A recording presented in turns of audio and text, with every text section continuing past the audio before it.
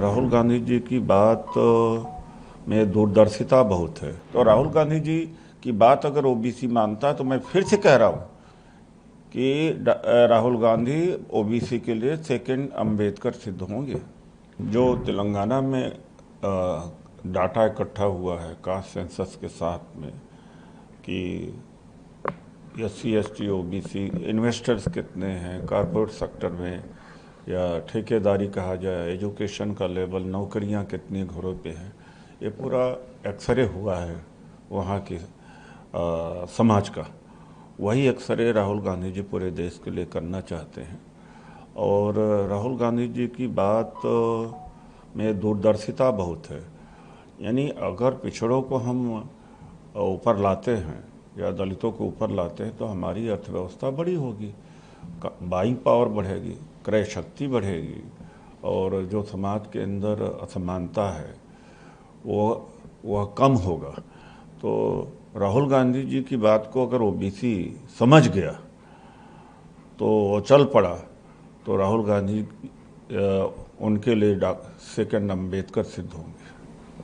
लेकिन दूसरा सवाल सर ये है कि बार झूठ का सहारा लेते हैं। दरअसल 11 साल से एक ओबीसी समाज का बेटा और आदमी जो है प्रधानमंत्री है, ये बातें इनको पच नहीं रही है।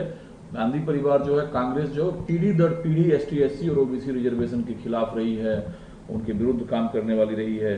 तो ये जो बीजेपी का कंसर्न है कि मोदी खुद ओबीसी हैं और पिछड़े परिवार से आते हैं, ये पचा नहीं पा रही है कांग्रेस।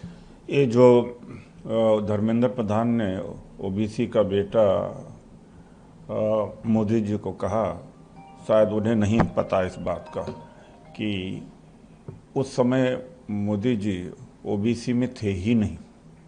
जब 1990 में मंडल कमीशन की सिफारिश लागू करने की घोषणा करी और मंडल के विरोध में कमंडल यात्रा लेकर के चले थे अडवाणी जी, उसका सारा मैनेजमेंट किसके पास था? मोदी जी के पास था। तो जब पिछड़ों को मंडल दिया गया तो कमंडल के द्वारा काउंटर करने का काम बीजेपी ने किया था।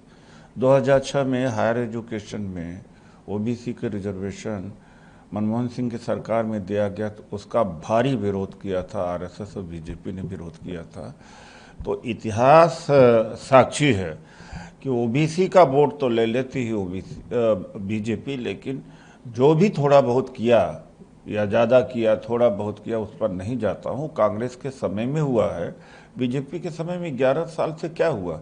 जब ओबीसी की प्रगति शुरू हुई, हिस्सेदारी शुरू हुई, चूँकि उनका मंडल कमीशन लागू ही बाद में हुआ, तो आपने नौकरियां बंद कर दी, आपने निजीकरण शुरू कर दिया, ठेकेदारी शुरू कर दिया, शिक्षा में भी शिक्षा का पूरा निजीकरण हो गया। तो ओबीसी की तो प्रगति को तो बीजेपी ने रोक दिया।